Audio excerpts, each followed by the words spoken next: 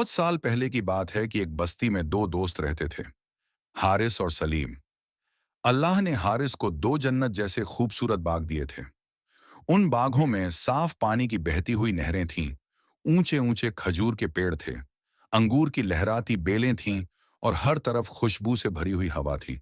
लोग कहा करते थे, ये तो दुनिया की जन्नत है। एक दिन हारिस ने गर्व से कहा, देखो सलीम, मेरे पास सब कुछ है।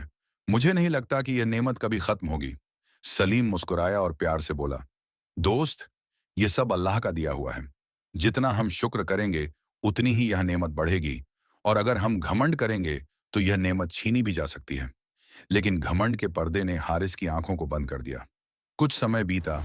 एक रात जोरदार आंधी और तूफान आया। सुबह जब हारिस ने अपने बाग देखे तो हर तरफ टूटी हुई बेलें थीं, गिरे हुए पत्ते थे और सूखी हुई जमीन थी। उसकी सारी शान और शौकत मिट्टी में मिल चुकी थी। उस पल हारिस को सलीम की बात याद आ गई। उसकी आंखों में शर्मिंदगी के आंसू थे।